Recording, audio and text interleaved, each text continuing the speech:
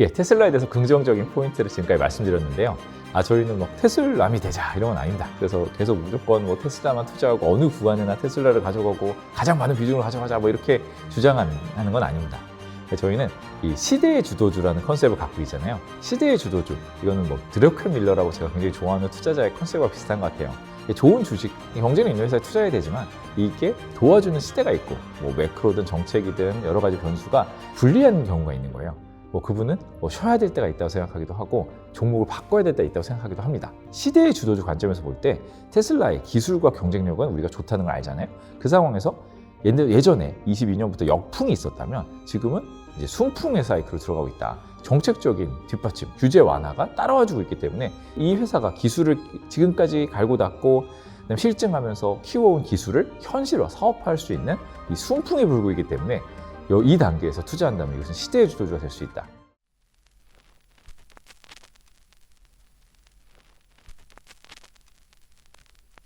안녕하세요. 주식 1타 김기훈입니다. 테슬라에 대해서 11월 15일에 세 가지 포인트로 말씀을 드렸습니다. ESS, 자율주행, 그리고 미국 제도권의 부정적인 뷰, 이거에 대해서 말씀드렸고요. 그 후에 테슬라가 규제 완화에 대해서 계속 부각이 되면서 또 추가로 상승을 많이 했어요. 어제도 시장이 크게 안 올랐는데 5% 정도 올랐고요. 그 전에 나스닥이 급락한 날에도 혼자 좀 버티는 모습을 보여줬습니다. 그래서 관심이 여전히 많으시지만 지금도 더 많아지실 것 같습니다. 그래서 이번에 테슬라에 대해서 저도 공부를 계속하고 있어요. 그래서 이번에 뉴스도 몇 개 업데이트를 하고 더 중요한 포인트들에 대해서 추가적으로 다시 말씀드리려고 합니다. 저번 방송에 이어서 테슬라의 호재 세 가지를 추가적으로 말씀드리겠습니다. 첫 번째는 테슬라 가치 상승에 가장 중요한 자율주행 허가가 정책적으로 이렇게 가까워졌다. 둘째, 전기차 약재지만 테슬라의 호재가 될 수 있는 전기차 보조금 폐지가 가시화되었다. 셋째, 우주시대의 스페이스X와 AI 시대의 XAI가 굉장히 부각되고 있는데요. 그게 그들뿐 아니라 테슬라에게도 호재다. 이 세 가지 포인트로 말씀드리겠습니다. 하나씩 말씀드리면 먼저 이 자율주행이 가장 중요합니다. 모건 스탠리에서 밸류에이션 리포트를 냈을 때 전기차를 104달러밖에 안 봤어요. 로보택시가 118달러, 그다음에 저희 네트워크 서비스라고 그쪽에서 부르는 자율주행을 타사의 라이센스까지 하는 걸 포함해서 146달러 줬어요. 그 두 로보택시와 네트워크 서비스가 결국 자율주행과 연결된다는 걸 보면 이 자율주행에 대한 가치가 저희가 맨날 업데이트해서 보는 전기차보다 거의 3배로 큰 거죠. 그래서 테슬라의 가장 중요한 것은 이 자율주행의 허가와 사업화라고 봅니다. 그런데 이번에 트럼프가 자율주행 규제 완화를 우선순위로 내세웠죠. 그러면서 연방 법률 프레임워크를 만들겠다 이렇게 했어요. 심지어 교통부에서 자율주행차 규제 프레임워크를 만들 사람을 뽑겠다 이렇게 했습니다. 굉장히 구체화되고 있는 거예요. 물론 트럼프가 되면 머스크랑 했는데 자율주행 규제를 완화하지 않을까 정도의 우리가 기대가 있었다면 지금은 이게 정책적으로 가시화되고 부서를 만들고 사람을 뽑는 이런 단계로 가고 있습니다. 저희가 저번에 자율주행이 굉장히 중요하다고 말씀드리면서 이 주정부 단위는 의미가 없다. 연방정부 단위로 가야 된다고 했습니다. 차는 한 곳에 있지 않잖아요. 차는 움직이려고 있는 건데 연방정부가 다 뚫려야 자율주행 의미가 있지? 우리 주는 자율주행에 대해서 호의적이어서 해주는데 옆에 주는 안 해줘요. 이건 말이 안 되잖아요. 그렇기 때문에 이번에 연방정부 차원에서 진행한다. 이것이 포인트입니다. 지금은 또 허가받아서 출시할 수 있는 자동차, 자율주행 자동차가 2,500대밖에 안 돼요. 그런 규제에 묶여 있습니다. 이게 재밌는 게 트럼프 1기에도 이 규제를 완화하려고 했었더라고요. 그런데 이번에는 기술도 훨씬 더 발전했고 이제 머스크의 참여가 높기 때문에, 그리고 트럼프고 이기잖아요. 이번에. 그리고 상하원을 다 갖고 있고 이번에는 가시성이 저번 1기보다 훨씬 높다고 기대할 수 있겠죠. 자율주행이 허가되면 테슬라가 FSD를 더 파는 효과가 1차적으로 있을 거예요. 하지만 이것만으로 그렇게 크지 않습니다. 그것보다 더 큰 거는 로보택시 사업의 현실화. 저번에 말씀드렸듯이 테슬라의 모든 차는 로보택시다 이랬잖아요. 머스크는 테슬라 로보택시 같이 보고 있어요. 자율주행까지만 허가되면 이게 바로 택시로 전환될 수 있다 이렇게 생각해요. 이 로보택시 사업 규모는 굉장히 큽니다. 그리고 우버 같은 회사들이 원래 자율주행을 한다, 옛날에 보시면 한다고 그랬어요. 그랬다 못한다 포기하고 웨이모랑도 싸웠다가 다시 손을 잡고 이런 상황입니다. 그렇다면 로보택시라는 사업이 현실화된다면 우리는 테슬라가 로보택시 몇 대 할 것이냐가 아니라 전 세계 택시 산업의 규모를 봐야 돼요. 왜냐? 다른 로보택시로 가려는 택시 회사들도 테슬라의 자율주행은 써야 되거든요. 그 다음에 모건 스탠리가 테슬라 밸류에이션 때 가장 높게 줬던 타사에게 자율주행을 라이선스하는 거, 이게 가장 큽니다. 전 세계 차는 테슬라에 비교해서 엄청나게 훨씬 더 수가 많잖아요. 이 많은 차가 자율주행을 테슬라 거를 이용하면 테슬라를 이용하는 사람들이 FSD를 좀 더 채용하는 것보다 비교가 안 되게 숫자가 커지겠죠. 그러니까 이게 포인트입니다. 왜 테슬라를 채용해야 될까요? 테슬라가 실증 검증이 많이 됐잖아요. 이렇게 많이 달고 다녀본 차가 없잖아요. 지금부터 누가 개발을 한다? 개발은 어떻게 할지도 몰라요. AI 소프트웨어를 개발할 수 있겠죠. 하지만 이걸 해보질 않았잖아요. 그럼 지금부터 데이터를 몇 년간 쌓는다? 이미 뭐 경쟁이 끝난 거죠. 그러니까 테슬라의 것을 가져다 쓰는 게 현실적이지 않을까 이런 생각을 우버가 웨이보를 갖다 썼듯이 다른 자동차 회사들도 결국 하게 되지 않을까 이렇게 보고 있습니다. 둘째로 전기차 보조금 폐지가 테슬라에게 의외로 호재일 수 있다 이 점입니다. 신기하죠? 트럼프를 지지할 때 이해가 안 되시는 분도 있었을 것 같아요. 아니 전기차 사업을 안 좋아하는 사람이랑 전기차를 만드는 사람이 왜 협력을 하지? 보조금을 줄일 텐데. 그래서 우리나라 배터리나 이렇게 대체로 막 전기차 보조금 얘기 나올 때 많은 전기차 관련 밸류체인이 안 좋게 반응했잖아요. 트럼프가 보조금을 줄여. 큐가 줄 거 아니야. 이게 되게 심플합니다. 그런데 테슬라와 다른 전기차 업체의 경쟁 구도를 보면 좀 다를 수 있어요. 의외로 다른 전기차 업체가 비쌉니다. 미국 전체 전기차 평균이 56,000달러래요. 근데 모델 3가 그렇게 비싸지 않잖아요. 3.8만 달러부터 시작합니다. 이 5.6만 달러의 전기차가 보조금을 7,500달러 받아서 싸졌기 때문에 테슬라와 어느 정도 경쟁을 했던 거예요. 그런데 테슬라는 이미 규모의 경제를 이뤄서 보조금 없이도 전기차가 수익이 나는 구간에 들어왔어요. 그런데 다른 회사들은 사실 내연차로 돈을 벌고 있는 부분이지 전기차만 발라서 보면 수익이 안 나는 회사들이 있어요. 그런데 보조금까지 없어진다? 이 테슬라와 경쟁이 이제 안 되겠죠. 이렇게 되면 테슬라가 미국에서 점유율을 높이면서 더 좋은 구도로 갈 수 있습니다. 여기서 중국 전기차 얘기가 좀 있어요.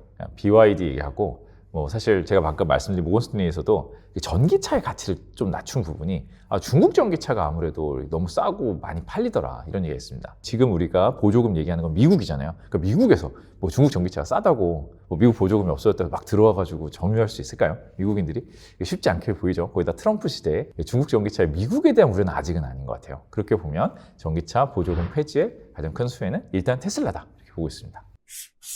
세 번째로 중요하게 생각하는 부분은 스페이스X와 xAI입니다. 이 테슬라인데 왜 갑자기 스페이스X가 나올까요? 물론 지분 관계가 있고 해서 스페이스X가 올라가면 테슬라 같이 올라간다 이렇게 단순한 관계는 아니에요.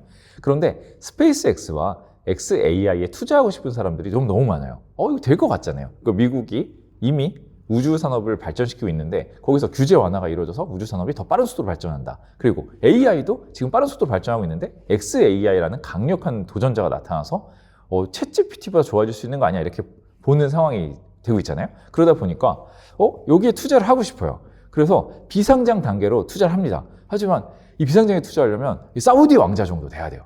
사우디 왕자 정도 껴주더라고요. 아니면 엄청난 벤처 캐피탈이나 머스크와 관계를 했던 이렇지 않으면 저희가 갑자기 xAI 투자하고 싶은데 한 10주만 주세요. 그러면 안 되겠죠. 상장 주식의 좋은 점이 우리가 정말 잘게 짜라서 살 수 있잖아요. ETF도 만들 수 들어갈 수도 있고 여러 가지 방법이 있는데 비상장 주식이 쉽지 않습니다. 그래서 저희가 소개해드렸던 게 데스티니라는 ETF가 있긴 있어요. 거기에는 스페이스X가 40% 정도 담겨있기 때문에 스페이스X의 가치 상승에 대해 투자를 할 수 있는 방법이 있긴 있습니다. 하지만 이 ETF 하나 있는데 여기 얼마나 사람들이 몰렸겠어요. 그래서 사실 순자산 가치보다 지금 높게 평가받고 있는 부분이 있어요. 그래서 스페이스X의 미래 가치에 투자하기 위한 좋은 방법이긴 하지만 그만큼 좀 고평가로 투자해야 되는 약간 그런 어려움이 사실 있는 ETF이기도 합니다. 그래서 조심할 부분도 있어요. 이거를 오히려 시총이 큰 글로벌 라지캡인 테슬라를 가지고 스페이스X와 xAI의 성장에 대해서 그런 걸 누릴 수 있다면 되게 좋겠죠. 그래서 생각을 해봤습니다. 간접적으로 테슬라를 통해서 이들의 가치에 투자할 수 있는 방법이 있어요. 보시면 이 테슬라의 자율주행이 결국 스타링크의 성공과 연관되지 않을까 이런 생각을 해봤습니다. 스페이스X가 계속해서 위성을 많이 쏘아 올리고 전 세계를 커버하잖아요.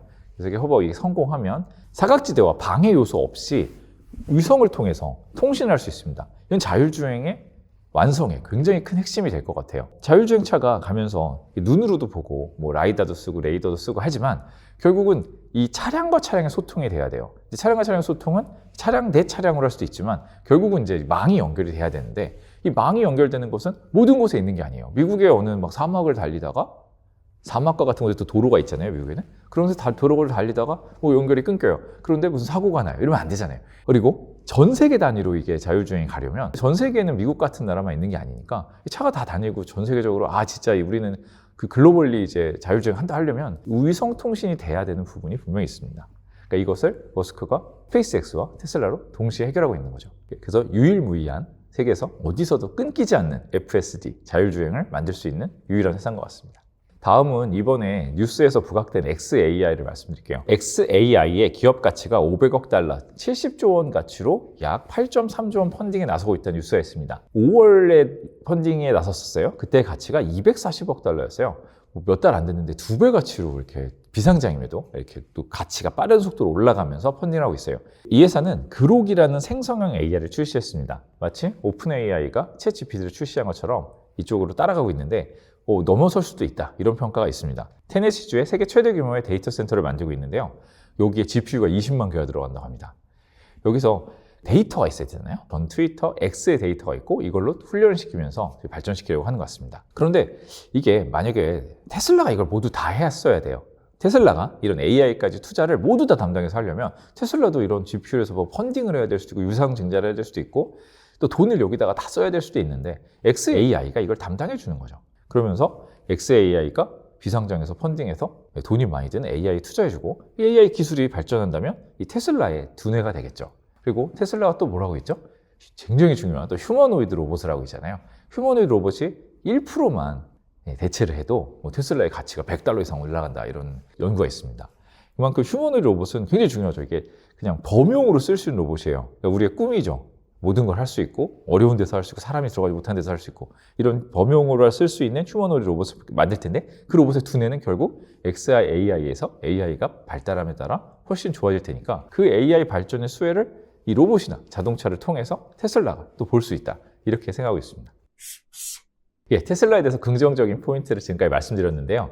저희는 뭐 테슬람이 되자 이런 건 아닙니다. 그래서 계속 무조건 뭐 테슬라만 투자하고 어느 구간에나 테슬라를 가져가고 가장 많은 비중을 가져가자 뭐 이렇게 주장하는 건 아닙니다. 저희는 이 시대의 주도주라는 컨셉을 갖고 있잖아요. 시대의 주도주, 이거는 뭐 드러켄 밀러라고 제가 굉장히 좋아하는 투자자의 컨셉과 비슷한 것 같아요. 좋은 주식, 경쟁력 있는 회사에 투자해야 되지만 이게 도와주는 시대가 있고 뭐 매크로든 정책이든 여러 가지 변수가 불리한 경우가 있는 거예요.